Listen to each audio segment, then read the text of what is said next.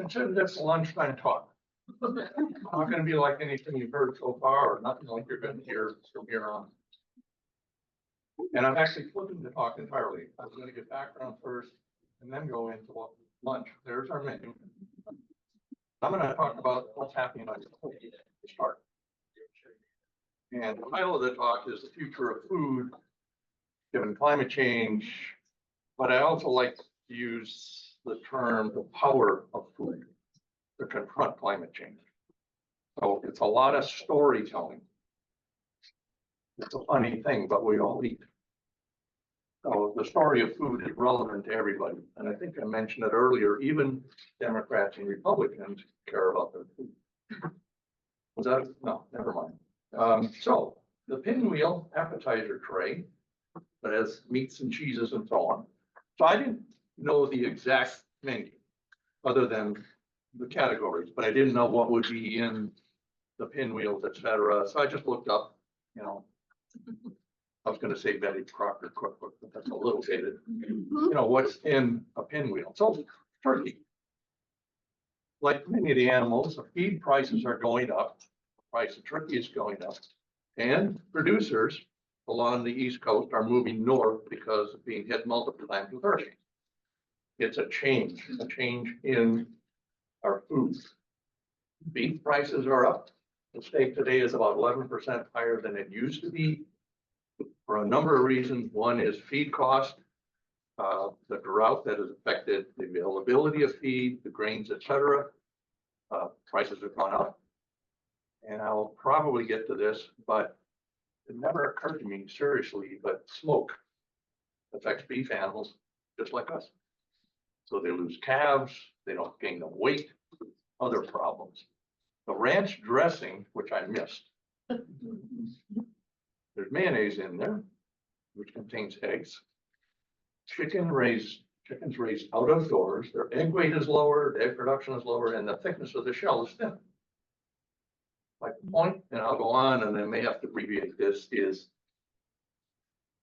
the next time you're having a meal with scrambled eggs with a friend, hey, you know what's happened to chicken eggs? I mean, or it could be beer or wine, something more relevant. Sour cream, also in ranch dressing, hot cows, reduced milk production and reproduction decline, chives. And by the way, I spent a few hours just doing searches on what's happening in chives in China. There's a key different pest that's expanded, that will expand its range and have a pretty serious impact on chives. Garlic powder, you feed it to cattle, they produce less methane. I don't know what it does to the flavor of ice cream. Onions will become more pungent. Flour tortillas that are wrapped around. So nutritional quality of wheat is declining. This is not meant to be a doom and gloom story. It is meant to be a way of helping wake up others about climate change. The croissant tray. I'm not sure if we have tuna, but if we did, their populations are declining seriously by mid-century. The chicken salad, if they're raised indoors, they're probably okay, but higher cost to cool those facilities. Feed prices, heat stress results in lower growth rates, lower fertility, and meat quality. Grapes, I think we're all aware, under stress, wine grapes especially, where they can be grown in the future will decline. The celery, vitamin C is increasing. Apples, loss of winter chill. Hail, which I'll get back to in the introductory comments, and the warming Great Lakes are reducing, see if I can get this right. So if you had a cold body of water, you're basically delaying things to happen in the spring, but that's changing. So the advantage of growing apples, et cetera, near the lake will slowly disappear.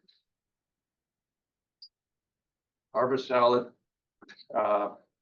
article, extreme precipitation increases phenolic compounds in spinach, which you're eating, changes the flavor. Pumpkin seeds. This one surprised me. 75% of our pumpkin seeds come from China. I thought it'd be Illinois because Illinois is the pumpkin capital, but because of cheap labor in China, they grow the pumpkins and can separate out. That's another part of this, where food comes from. But in China, weather conditions are changing and making it tough on pumpkin seed production. Tomatoes, shifting, these are field grown tomatoes in Europe are shifting north.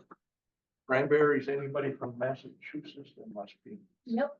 Yeah, I mean, cranberry business is changing. And one interesting thing was they used to go out on the ice and spread sand. I think it's for nutrition or soil characteristics. They spread it on the ice melts, it floats, it sinks to the bottom of the bog. Well, they can't do that. There's no ice. So now they use mulch. I gave a talk at the Cornell Club in Manhattan a while back, and I'm going to show the contrast in the menu there versus today. Quite a contrast. But there's this famous blue cheese in France that it's like wine, so they call it terroir, the sense of location. It's really important for cheeses. Well, and the cattle had to graze on certain grasses. It's all changing. So they're thinking of having to change the rules about this sense of place for cheeses. Lettuce production will actually expand because of warmer winters. The vinaigrette, Dijon mustard a couple of years ago was in short supply because most of that mustard is grown at the Great Plains in Canada. Get a drought. Olives, big trouble in drought because of drought in Spain.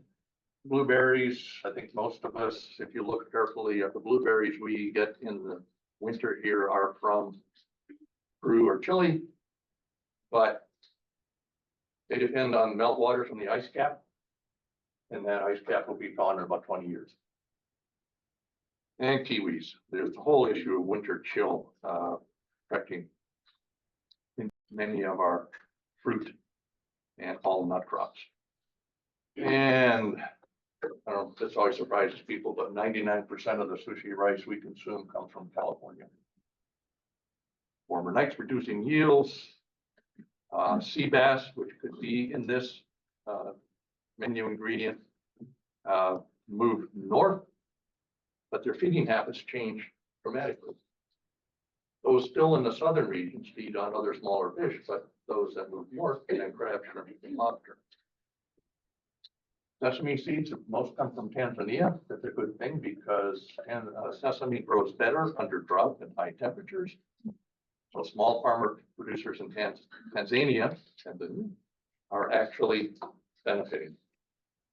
Shrimp, lots of stories about shrimp. Imitation of crab meat. It comes from pollock, which is captured in the Bering Sea. I will get back to that.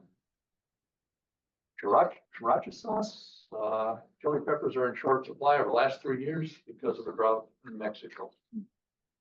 And finally, sugar globally is losing production. Not a big deal here because we already pay too much for sugar.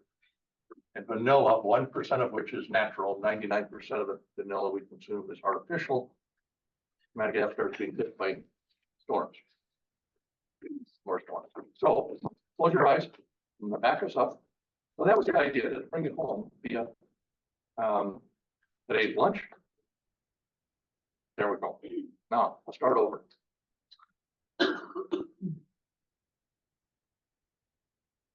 It's like a conversation I had with a person cutting my hair the other day, and I have to take my hearing aids out. And I said, I was reading your lips, but I missed something after a half hour. I said, maybe we should start over. I'll put my hearing aids in. So climate change and the future of food, but you can also say climate change and the power of food. So this is the story. And by the way, for the last 3 semesters, I've been teaching a course called Using the Power of Food to Confront Climate Change. And during the first session, I basically did say, we are screwed unless we act, but I don't use the word screwed. 4 years in the Marine Corps gave me some other option. So why tap the power of food to tell the climate change story? We all eat. What are our cultures, family traditions? Anybody get emotional over food? Especially onions. I saw it. My partner of many years, many decades, is an amazing cook. And not that long ago, I just leaned across the table and I said, don't ever leave me. It's enjoyable. Alcoholic beverages, also called social lubricants, are fun in constrained quantities, easy to talk about, which gives you unlimited stories. And this is a story for the rich one, because we cause a mess and we have the capacity to make a difference. And George Bernard Shaw says it well, there is no love sincerer than the love of food. And actually, there's been research to indicate that love is the greatest motivator of action on climate change, but it's love of the next generation. Multiple times than anything else. Multiple times stronger than any other motivator. What does food mean to you, Jen? Let's get right. Obviously a lot. It means, well, it's in China and Japan, rice is life. So, and I think about food is, I mean, it's how we live. Anybody else?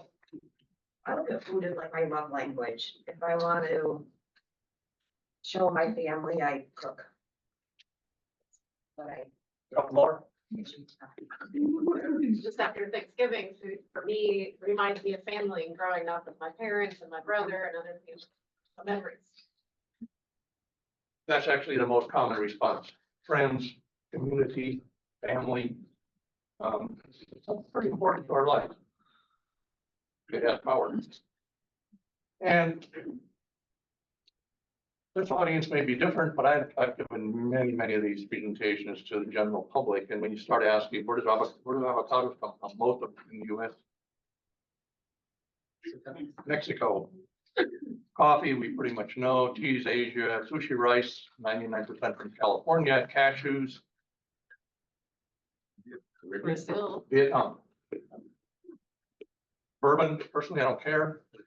I mentioned blueberries coming from Chile and Peru, but irrigation is they may depend on irrigation, and that's going to disappear. Grass-fed beef, 40% of our grass-fed beef comes from Australia. Fish sticks. The U.S. fishing fleet captures about $1 billion worth of pollock a year. They are shipped to China for processing into fish sticks, which are then imported into the U.S. 2 food miles there. There's another aspect to this, and we all say, well, it's from big ag, but it's people. Somebody's hands pick those tomatoes at the local farmer's market. That woman is pollinating vanilla. Each has to be pollinated by hand for natural vanilla in Madagascar.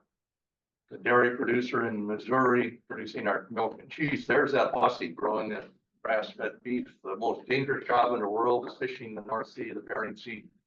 The family in the lower right making $4 a day is growing cacao for our chocolate.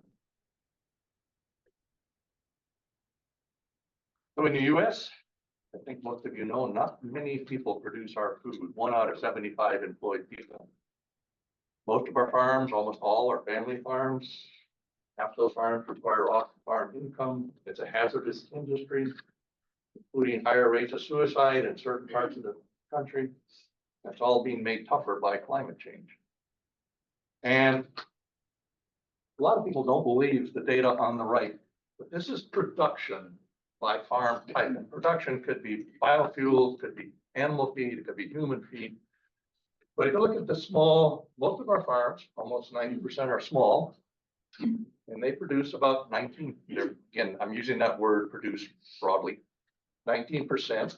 But then you go to the third column, the large scale operations, 3% are large, but yet they produce almost 52%. And the one figure people don't believe is on the far right.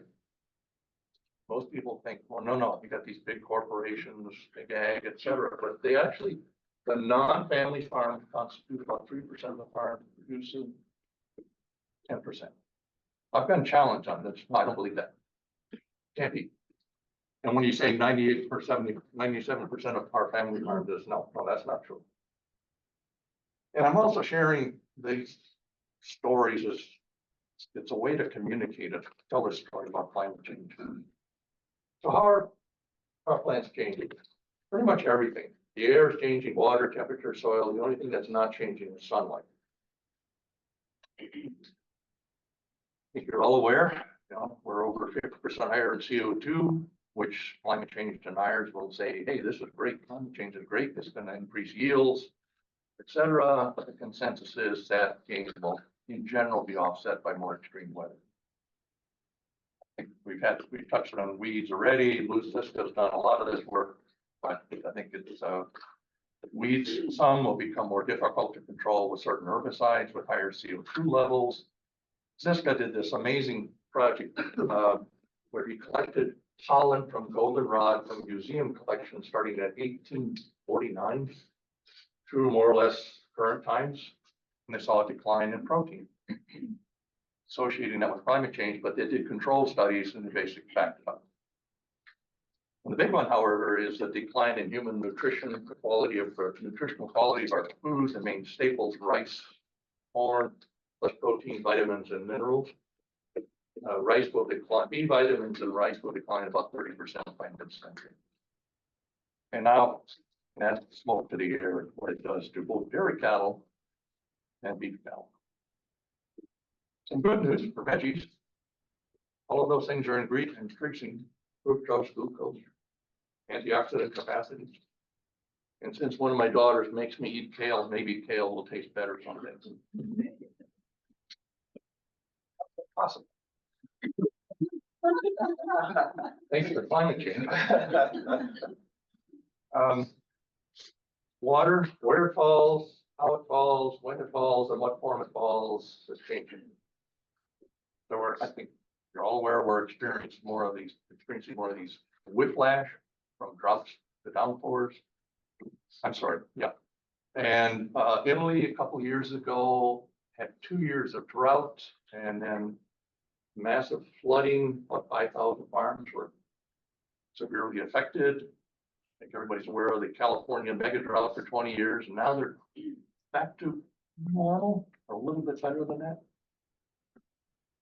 And I mentioned Peru and Chile, the ice, but also the Himalayas, the source of water for 1 billion plus people and their food, is rapidly changing. That's going to take a long time, but it affects the loss of that ice and melting water be enormous in coming years.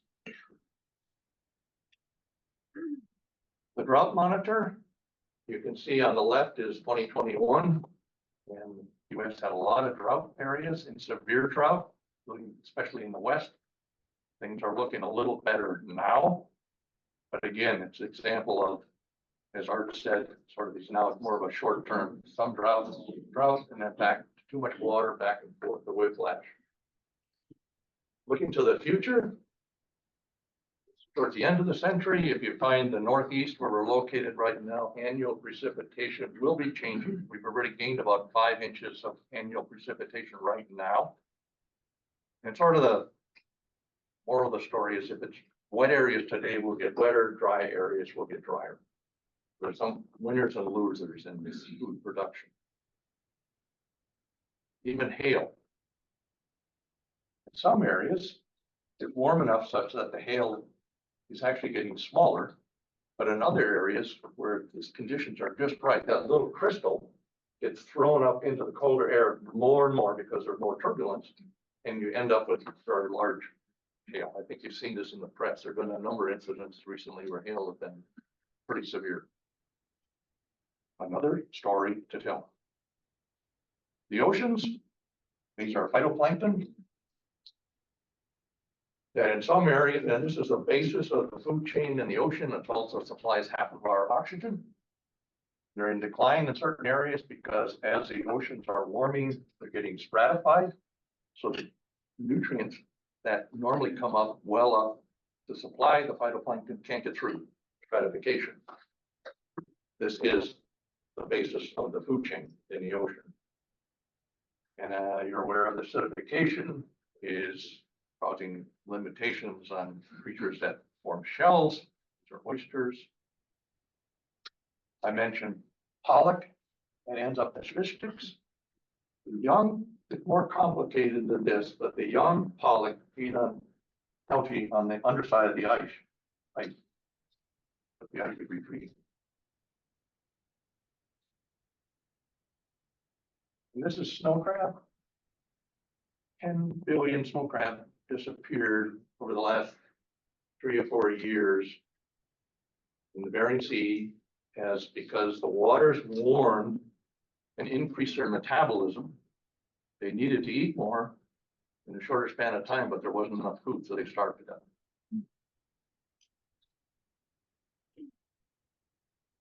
Temperature, are more or less alluded to this, but winters are warming twice as fast as summers, and that means winter chill is in decline. Georgia, the peach state in 2017, had 5% of normal production of peaches because the previous winter was too warm. Last year, the same thing, also complicated by a false spring, which also eliminated blossoms. Pistachio growers a few years ago in California lost millions of dollars in production for the same reason. And I've got a picture of citrus up there because back to Georgia, 10 years ago, they had 5,000 citrus trees. Now they have 500,000. I suspect part of that is because the hurricanes are really taking a toll of citrus in Florida, but also conditions have changed. An example of crops are booming. The other one of concern is every 6 years now, they anticipate the Midwest, being the wheat crop in the Midwest, being hit by a devastating heat wave. In China, it's every 12 years. When those align, that's 25% of the world's most important food. Last year was the hottest on record, and this year is expected to be the same. Break the record last year. And if any of you have seen this paper in ProPublica a while back, 2 or 3 years ago, it's actually about human migration. But on the right, the darker green area is basically, okay for humans and crops. But by 2070, it's going to move north dramatically, which means tens of millions of people are going to move, as well as crops. And if you want to dig into this a little more, this paper includes this information. And any county in the US, it'll show you what it'll look like in 2040 to 2060. And the higher the number, the worse the situation. So you can see if you just look under farm crop yields, in most cases, the yield are going to decline. And just for the heck of it, I add the county I live in, we're not moving. Those numbers are all small. So we're going to stay right there for lots of reasons. And it's not just what's going on farm, it's getting that crop to the table. And now there's 60,000 miles in the US of road at risk of coastal flooding. The Mississippi is in its 3rd year of low water because of drought, which means this roughly, well, this is just recently was harvest time in the Midwest to export a lot of grain. They have to use other means to get it out of the country, which adds to the expense. So it's, and the upper right is the summer sea ice in the Arctic in September, which is the warm time of the year, or it's been through summer, so the ice has retreated. But with global warming, it should really extend out to that yellow line, which would be the normal, right, pre-industrial time. But and the area between the yellow line and the ice is 500,000 square miles, which is now exposed to the sun and warms, and more ice melts. But the positive thing, if you think of that, now that that's opening up, you can transport products, including food, from Northern Asia to Northern Europe in 40% less time. So that is the ultimate Bloody Mary. That is a piece of okra, breaded okra on the top of the slider, which was made from lamb and venison. That is a hard-boiled egg, that's a piece of corn, there's celery in there, there's peach vodka, tomato juice. I had one. Not only was I feeling good, but I was really full. But this was actually an initial attempt to do a documentary film. We had to pull away for other reasons or complicated reasons, but this was filmed as sort of the promo piece, how the chef made this Bloody Mary. But the story is right here. More vitamin C in celery. Hot peppers are getting hotter. Ice, this the water itself, that's a story to tell. Vodka was because it was peach vodka made in Georgia, we could tell the peach story. Vodka, otherwise you can make it from just about anything. Okra, now it's grown in my home state, Wisconsin. Couldn't do that before. So there's, just imagine sitting down and having one of those and talking to a friend about what climate change is doing to your favorite drink and meal. So here, this is lunch. I'm kind of circling all the way back. We had croissants, we had sushi, the wraps, the display, the Italian cookies on the bottom. And I've told that story already, so we'll move on. But if you want to play a little game, make a list of your favorite foods. This is mine on the left. And kale sort of on the right. That's my son-in-law being forced to drink a kale drink by his wife, my daughter. But just do a search, climate change, and insert your favorite ingredient. And I would say 3/4 of the time, you're gonna get a story. I did this with a group back and I brought all kinds of stuff, including fig jam. And so 2 people looked up figs. And the first said, well, actually, they're pretty tolerant of high temperatures and drought. Things are going to be okay. But the other one picked up the story on the fig wasp, the pollinator of figs, and it's now out of sync with the blossoming time of figs. And it's not just food. I had the pleasure of speaking to the Society of Cosmetic Chemists in the spring because they're concerned about all of their plant-based products that go into perfumes, whether it's shea butter, just think of all the flowers, the scents. There's quite a list of ingredients that go into cosmetics, flavors, and toothpaste, lipstick, etc. Actually, wrote an opinion piece about this that ended up in Fortune magazine a few trips. It was a political piece. Something about somebody wearing a lot of cosmetics. The editors did that, but that's okay. Pet food. Hey, it's a changing for us, it's changing for our pets. Cotton, having a tough time because of lack of water around the world. Medicinal herbs, I think that's pretty obvious when you think of this, the chemistry of the plants changing, so are medicinal herbs. More stories to tell.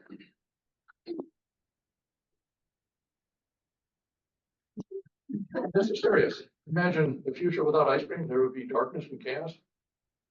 And melting glaciers are bad enough, but the loss of coffee is downright terrifying. So I know I mentioned this already, but this is the national survey we did in 2021. And we had about 19 questions, but these 3 really hit home.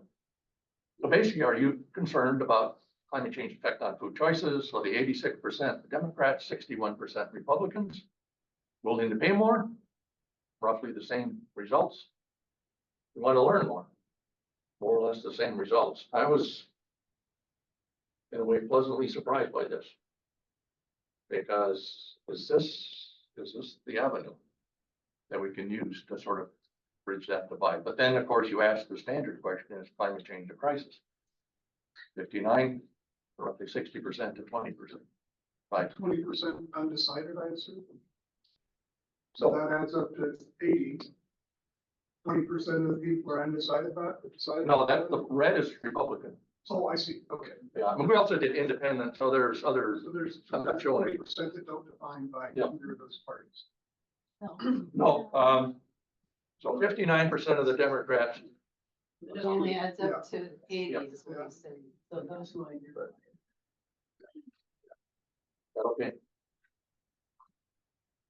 Basically, it's the political divide shows up when you ask this climate change a crisis.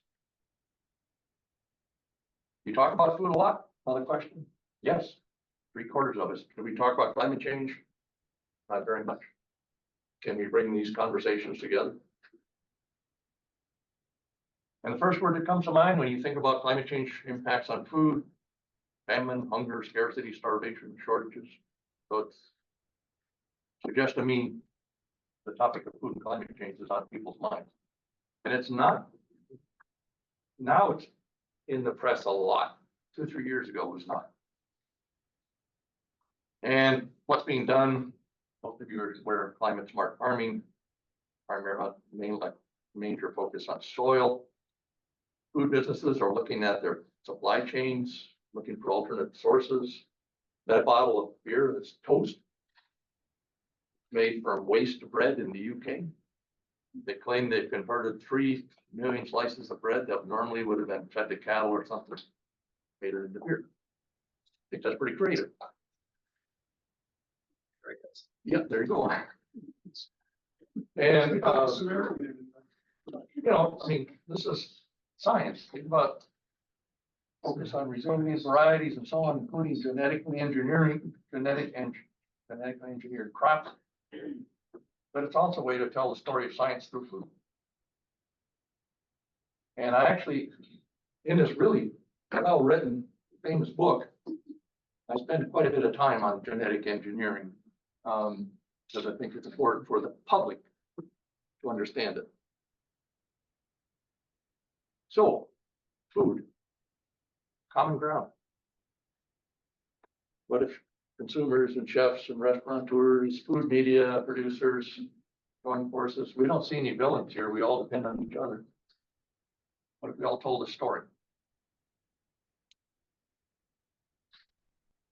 And I've always been a dreamer, but I think now we've got to be dreaming. So we use the power to create a great awakening.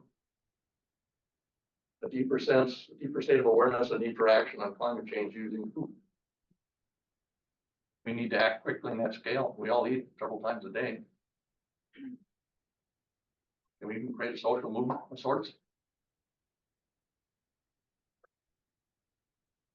And I think we have opportunities to help spread that word.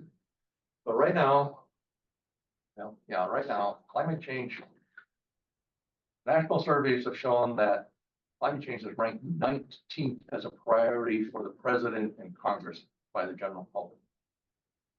Few people get involved in climate change political actions. Well, that looks, the Food Network has almost 850,000 viewers during prime time. What if they told this story? Most of us go online to find recipes. Is that an opportunity to tell this story? Chefs, many of which have millions of followers. Some are fully engaged in this, but what if we have more chefs telling this story? So to me, food is the ultimate climate change messenger. And I'm willing, when we have discussion, we can debate this. I don't care. I just want to, yeah, get your reaction. So there's that famous book. You all have a copy? There's one. That's good. You gave it to me because I poured it out of your hands. Yeah, well, I wanted to be invited to this. But the core of the book is actually a menu. Before dinner drinks, salads, main courses, sides and desserts and coffee. And it's easy to read and it's well referenced. We also have a website that includes a database on food ingredients and how they're changing. So like a chef, ultimately it has 100 ingredients now, it could have 1,000. Our goal is to get it greatly expanded. And I mentioned this, of course, using the power of food to confront climate change. So here's a couple of quotes from the students. Using food as a medium would be much more direct and effective in initiating conversation because of it is much closer to people than hardcore scientific facts, melting ice, and homeless polar bears. Jonathan graduated in 23. Eve, in essence, the might of food lies in its subtlety, a silent force with profound cultural and personal nuances. And morphing that course into something else called Climate Change and Your Future, it'll be offered this spring for the first time. I also served on a Cornell-wide curriculum working group to get more climate change into the curriculum. And I also teach an online course, an eCornell course called Climate Change Leadership with students from around the world. And it's a real, some of the NGOs, when they get on and talk about it, they'll basically say, yeah, people are dying here. Central Africa, drugs. And oh, by the way, we can't get drugs to them because the roads are gone. I mean, it's a brutal wake up to what's happening around the world. Here's a couple of projects from the course. They have wide open. If you want to sing a song about how to talk about how to help spread the word about the power of climate change, it's okay. Or write a poem or do some artwork. On the left, done by a student from Honduras. Her father is passionate about growing coffee. And if you look carefully on the left, it's all sort of the bad words about climate change. On the right side, good words. Anybody know what the shape is? The coffee bean. On the right, an art student. Crack a cold one while you can. And the text inside the bottle actually talks about what's happening to barley, hops, and so on. Here's a poem. It's hard to read, and I'm not going to try to read it, but two sections of that. From potatoes to rice, grains so grand, their future trembles in an uncertain land. Yet amidst the challenges, hope still prevails in the hearts of those who refuse to fail. So let food inspire, let flavor ignite a passion for change, a relentless fight. For in the kitchen's dance, where dreams take flight, lies a power to heal, protect, to unite. This was a really powerful experience for all of us, this class. And I asked at the beginning of the class, this is what I'm sharing here is more evidence of the power of food, I think. So at the beginning of the class, I asked for a one-word description of how they felt about their future given climate change. And you can see cynical, uncertain, limited, small, hot, but then the same student at the end of the class went from cynical, ambivalent to hopeful, limited to hopeful. Uncertain to frightened, that student didn't know about climate change. Hot to motivated, small to bigger, stuck, motivated, etc. And to add to this, the students had to submit a weekly journal, and I could follow, that journal just came to me. I could follow sort of their progression from hopeless to hopeful. And yes, a couple times I cried. So here we are in Manhattan, October 22nd. So this is a meal. That is the menu in a sort of high-end place called the Cornell Club. And I did the same thing as I did today. I went to all the ingredients and looked up things, and I told the story of the people to the people that were at the meal. Actually, it really wasn't that good of a meal, but it sounded good. And in contrast, here's today's lunch, which you've now had. Thank you. May the power of food be with you. There's more food, so please eat. Quality. Anybody have any questions for Mike? My question, it comes from a recent experience. We had gleaners at the lab on our farm gleaning about 10 tons of apples, which they distributed actually through a charity in Arlington. And one of the things that the charity told us was that in many cases, through these charities, a lot of people don't know what to do with whole foods.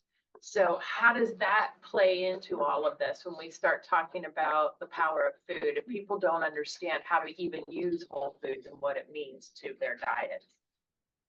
Sorry, it was a big question, but it popped right into my head. I've had a lot covered. I mean, that's sort of outside of the story we're telling. Is it really just a wake up call? No, there are those sort of complications. Yeah. And I don't, am I gonna get, is this gonna help people stop eating at McDonald's? You know, there's other things that just are sort of outside of this. I don't have a good answer for you other than, well, here's a worst case scenario. I also work with Cornell Dining and they have a special kitchen. And a student came in and didn't know which side of the knife to use to cut something. Yeah, I don't have a simple answer because that's bigger. I mean, it's.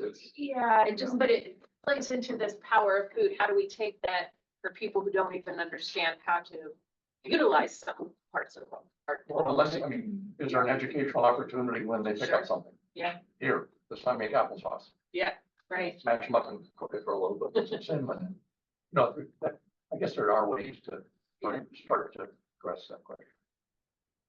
I think it is the problem. We are disconnected from the natural world, so increasingly, daily. And so climate isn't real to us because we're not connected to the natural world. And ultimately, I think food could be an awesome metaphor, except nobody's connected to their food anymore. They have no idea where food comes from. Most of the food they're used to eating comes from a factory. So how does climate affect the factory? You know, they're not connected to real food anymore. And so the way you connect folks is you get them on a farm, you get them actually getting their hands in the dirt. You know, that's the only way, in my mind, for people to get reconnected to the natural world. If I may just. One thing to support what you just said, our dean, when she was dean, went to New York City to give a talk, and she said, I'm the dean of the College of Agriculture and Life Sciences, and somebody said, excuse me, we're here to talk about food. Let's talk about the district. Well, and so at the policy level, this is just insane, but we recently, the National Security Council put out a new framework for resilience, community resilience. I just pulled that thing up and did a word search on there. You know how many times the word food shows up in there? It's a few times, but it's talking about people need to have access to soup kitchens and all of this in case of an emergency. You know how many times the word agriculture was in there? 0. How do you talk about community resilience and have no sense of the basic importance of agriculture? We have lost connection to the aspects of the modern world upon which we all depend. We see the effects on us physically, emotionally, psychologically. We have a big problem. And yes, it's a great idea with food, but people aren't connected to food anymore. I phrase it a little bit differently, Kevin. I'm agreeing with your basic premise, but people haven't lost their connection to food, agriculture, or plants. They've lost their awareness of their connection. And that's an important distinction when we talk about how to communicate this effectively. It's that awareness. They're totally unaware that they are connected to these systems. But I mean, I focus on, so what's on that plate? And what's changing right there, and then go back to the source. Because again, the term agriculture, farm, I mean, people have such a strange view of what farm looks like, et cetera. But if it's right there and you're eating it and the flavors, the flavor of that's gonna change. Your wine, you're gonna have to be drinking different wines in the future, et cetera. But then go back to the source. And the other thing, just reiterating what you said, is they don't know where it comes from, and the world is changing. Mike, have you connected at all with podcasting? With Gastropod, it's a good example. I've done many podcasts. Yep. And if nobody heard me on NPR 2 weeks ago. I was on NPR Sunday edition, talking about, student anxiety over climate change. So just as I mean, this is maybe something to think about. So we have a discussion, well, how much do we go into it being man-made climate change, human-caused climate change, fitting into this? Talking about food and agriculture, I mean, you've got to talk about, or you don't have to, but our contribution to climate change through the agricultural sector is, a really important topic. And that touches on diet and, beef consumption, for instance. Touches on how we use our, corn crops, what we use them for in the Midwest. I don't know, maybe a little bit of your thoughts on that would be nice to have. Well, if I could just go to the red meat topic. Sure. We basically say, treat it as a delicacy, not a staple. You can still eat it. I'd be a hypocrite if I said something else. It's funny, but in the book, there's only one chapter dedicated to agriculture, the food systems contribution to climate change, which is 30%. The rest is, but from just to clarify, on farm emissions in the US are about 11%. No, it's got to be on the table. It's got to be discussed as well. But back to my comment about no villains. No, oh my God, that's a huge farm. That must be producing all kinds of greenhouse gas emissions. Okay, what can you do to help that farm? They can't change overnight. It's going to cost money. So it kind of sort of build this community around food and not pointing fingers.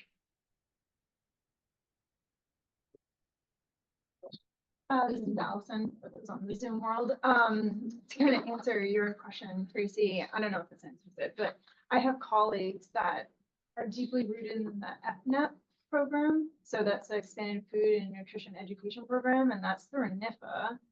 And their whole target is basically teaching folks, what do you do with these produce that you might get from, say, an area to serve low-income families. Yeah. So if that's maybe pushing towards those local groups, that we're not. Right. I just wonder how it fits into this conversation when we, talk about people who may not have the same lovely dinner that Mike had at the Cornell Club. They may be eating more processed foods, and how do we connect them with, but I think that sounds like a great resource. Thank you. I could also add to that, the story is for the rich. I mean, that's broadly defined. I'm not going to go to Africa. I'm not going to go to a inner city someplace where people are at McDonald's. It's for the rest of us. Sure. We're rich. What's that? We said we're rich. Well, in a relative sense. Well, thank you, Mike. And I think that kind of tells us why we're doing this, right?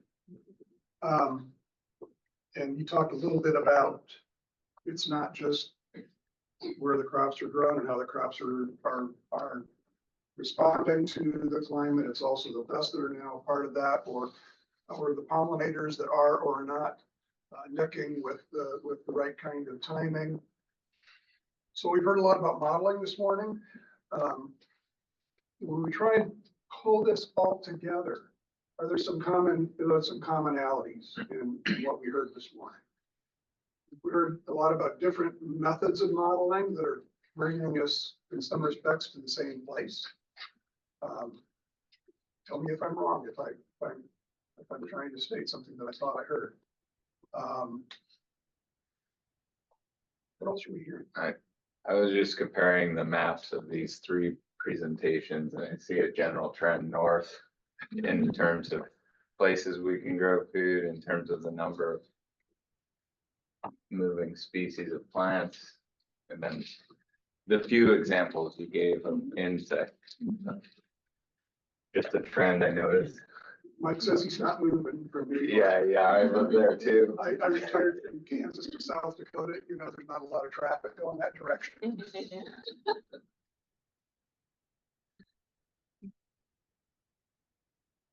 So one of the things we set up is we've got a Google Sheet available.